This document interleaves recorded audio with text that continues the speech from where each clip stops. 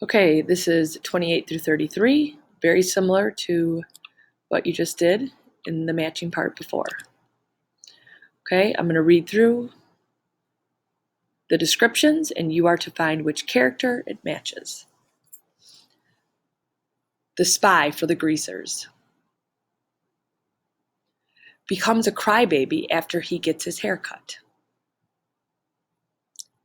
Number 3 is killed by Johnny at the park. Number 4, played football with Derry and took the first punch. Number 5, brought his gang as a backup at the big rumble. Number 6, doesn't believe the rumble will solve anything. Here are all of your choices. Again, these these don't necessarily mean they go with, so Cherry Balance doesn't necessarily go with this one. Bob Sheldon doesn't necessarily go with this one. These are just all of the choices of the characters. Okay, section 4, major conflicts. If you're still working on the matching, just hit pause and then unpause it and come back to the major conflicts. 34 is Pony versus Derry. Pony runs away. Oh, how is each resolved? Sorry, you're explaining to me how each one of these conflicts is resolved. So the Pony versus Derry conflict, how is it resolved?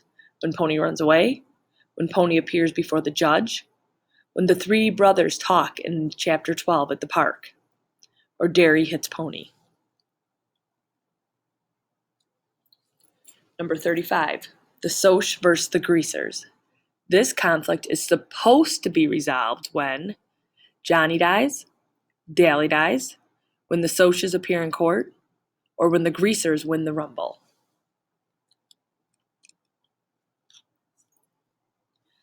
Number 6, Pony versus blank. This conflict is resolved when Pony says someone should tell their side of the story, and maybe people would understand then, and wouldn't be so quick to judge a boy by the amount of hair oil he wore. And I decided I could tell people, beginning with my English teacher. So this is Pony versus who? Daly, 2-Bit, or himself, Pony?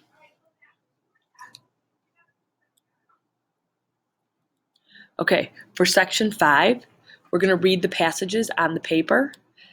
You can answer the questions on the paper, then you will come back to this Google form and fill in the answers here. Okay, so I'm going to switch over to the paper. Passage 1. I was sitting on the fender of Steve's car, smoking and drinking a Pepsi, while he and 2-Bit were inside talking to some girls, when a car drove up and 3 Soches got out. I just sat there and looked at them and took another swallow of Pepsi. I wasn't scared. It was the oddest feeling in the world. I didn't feel anything, scared, mad, or anything. Just zero. You're the guy that killed Bob Sheldon, one of them said. And he was a friend of ours. We don't like nobody killing our friends, especially greasers. Big deal. I busted the end off my bottle and held on to the neck and tossed away my cigarette. You get back into your car, you'll get split. They looked kind of surprised, and one of them backed up. I mean it, I hopped off the car. I've had about all I can take from you guys. I started toward them, holding the bottle the way Tim Shepard holds a switch. Out and away from myself, in a loose but firm hold. I guess they knew I meant business, because they got into their car and drove off. You really would have used that bottle, wouldn't you? 2-Bit had been watching from the store doorway. Steve and me were backing you, but I guess we didn't need to. You'd have really cut them up, huh? I guess so, I said with a sigh. I didn't see what 2-Bit was sweating about. Anyone else could have done the same thing, and 2-Bit wouldn't have thought about it twice. Ponyboy, listen, don't get tough. You're not like the rest of us. And don't try to be... What was the matter with 2-Bit? I knew as well as he did that if you got tough, you didn't get hurt. Get smart and nothing can touch you. What in the world are you doing? 2-Bit's voice broke into my thoughts. I looked up at him, picking up the glass. He stared at me for a second, then grinned. "You little son of a gun," he said in a relieved voice. I didn't know what he was talking about, so I just went on picking up the glass from the bottle end and put it in the trash can. I didn't want anyone to get a flat tire. Number 37, when Two-Bit says, "Ponyboy, listen, don't get tough.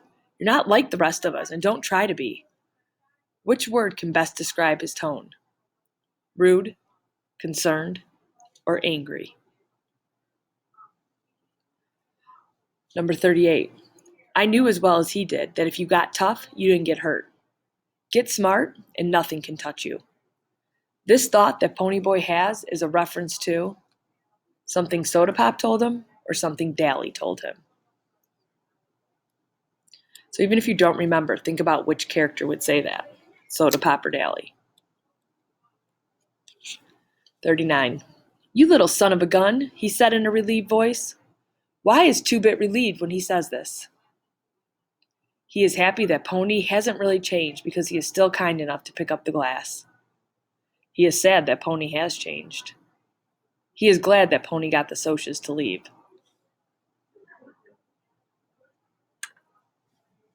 Number 40. What type of conflict is being represented in these lines? "You're the guy that killed Bob Sheldon," one of them said, "and he was a friend of ours.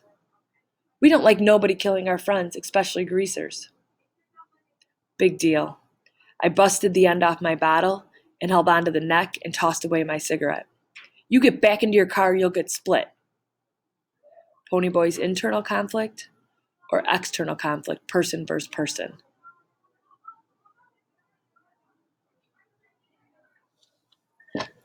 Number 41. What lit term is represented in the lines below? Two-Bit's voice broke into my thoughts. Is it a metaphor, a personification, an alliteration, or a simile?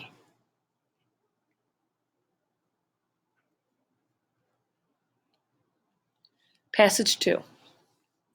I'm sick of all this, sick and tired. Bob was a good guy. He was the best buddy a guy ever had. I mean, he was a good fighter and tough and everything, but he was a real person too. You dig? I nodded. He's dead. His mother has had a nervous breakdown. They spoiled him rotten. I mean, most parents would be proud of a kid like that, good looking and smart and everything. But they gave in to him all the time. He kept trying to make someone say no, and they never did. They never did. That was what he wanted. For somebody to tell him no. To have somebody lay down the law, set the limits, give him something solid to stand on. That's what we all want, really. One time. Randy tried to grin, but I could tell he was close to tears. One time he came home drunker than anything. He thought sure they were going to raise the roof. You know what they did? They thought it was something they'd done. They thought it was their fault, that they'd failed him and had driven him to it or something. They took all the blame and didn't do anything to him. If his old man had belted him just once, he might still be alive. I don't know why I'm telling you this. I couldn't tell anyone else. My friends, they'd think I was off my rocker or turning soft. Maybe I am. I just know that I'm sick of this whole mess. That kid, your buddy, the one that got burned, he might die? Yeah, I said, trying not to think about Johnny. And tonight, people get hurt in rumbles, maybe killed.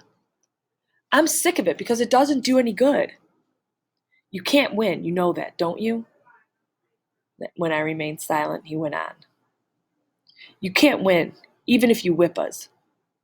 You'll still be where you were before, at the bottom. And we'll still be the lucky ones with all the breaks.